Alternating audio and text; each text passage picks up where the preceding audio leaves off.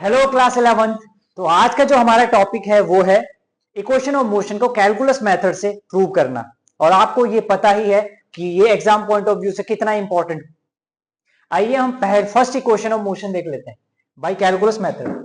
सबसे पहले आपको ये पता होना चाहिए कि अगर हमें इंस्टेंटेनियस एक्सेलरेशन चाहिए तो उसको हम डीवी बाई डी टी से डिनोट करते हैं।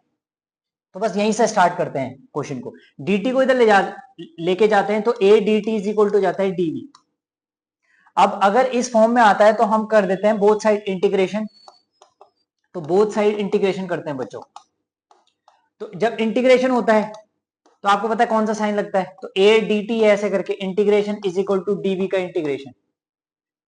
तो ए तो कांस्टेंट है, ए बाहर आ जाएगा तो डी टी जो है उसका इंटीग्रेशन होगा और इधर डीवी का इंटीग्रेशन होगा। यहां लिमिट लगेगी, लिमिट लगेगी क्योंकि लिमिट लगेगी 0 टू टी। मतलब टाइम की जो वैल्यू है वो 0 से टी टाइम तक चेंज हो रही है और वेलोसिटी की value u to v change हो रही है बच्चों। तो लिमिट लगेगी u टू v। dt का इंटीग्रेशन कितना होता है, तो ये t होता है और लिमिट लगेगी 0 टू t।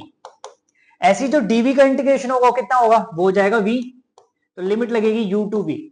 आपको पता है जब लिमिट मतलब इस तरीके से लिमिट आती है तो फिर क्या होता है, फिर क्या होता है a इज इक्वल टू ये जो वेरिएबल होता है इसमें पहले क्या है, हम फाइनल लिमिट रखते हैं। तो फाइनल लिमिट है t और इनिशियल क्या है 0, तो t माइनस 0 ऐसे करके हो जाएगा इज इक्वल टू। यहां पर देखो फाइनल लिमिट कितनी है v माइनस इनिशियल कितनी है u, तो v माइनस u।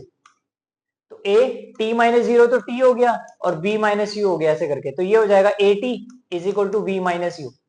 तो ये नेगेटिव है, u नेगेटिव है तो दूसरी डायरेक्शन लेके जाएंगे पॉजिटिव, तो u plus A T is equal to v, यानी v is equal to u plus A T.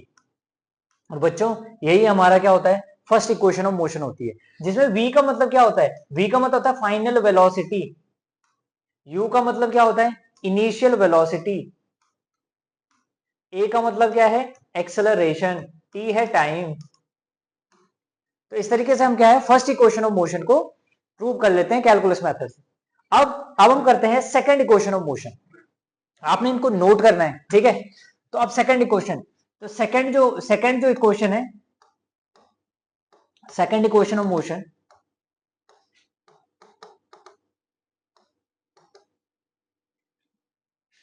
यहां पर भी क्या होगा कि a इज इक्वल टू क्या होता है dv बाई डी टी होता है, sorry a is equal to dv by D T होता है। अच्छा v इज इक्वल टू कितना होता है dx बाई डी टी, है ना। तो अगर मैं dt को इधर लेके जाऊं तो v dt is equal to क्या हो जाएगा dx।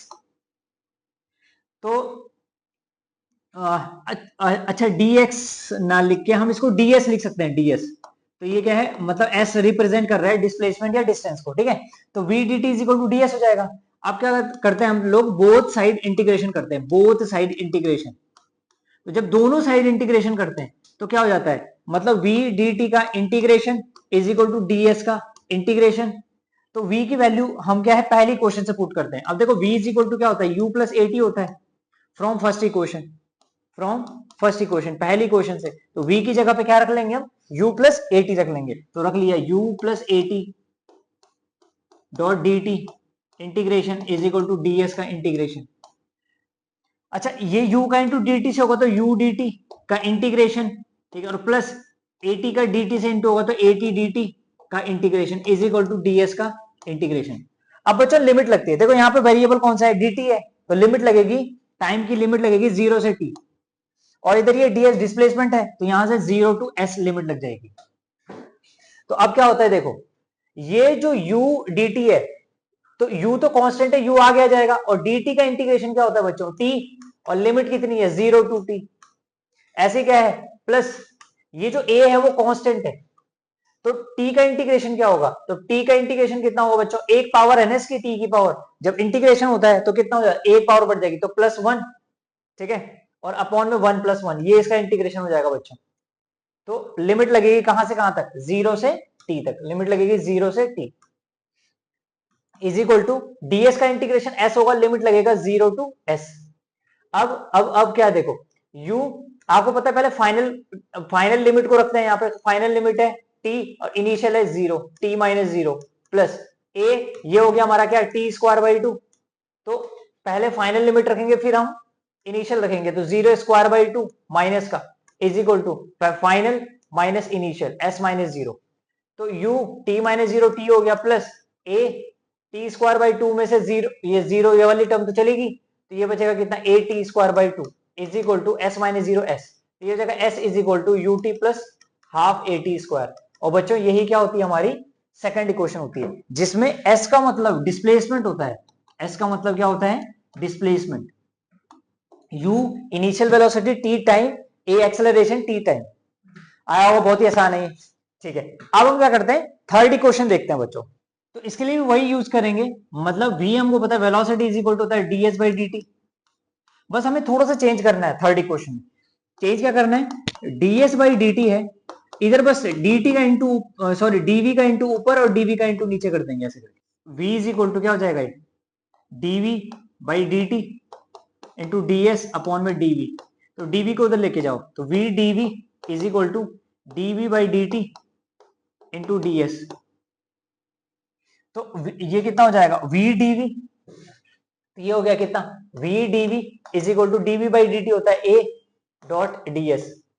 इंटीग्रेशन कर दो दोनों साइड में, तो v का इंटीग्रेशन होगा तो v स्क्वायर बाई 2 हो जाएगा, लिमिट लगेगी कितना 0 टू v, और ये क्या है a कांस्टेंट है तो इंटीग्रेशन होगा ds का, लिमिट लगेगा 0 टू s।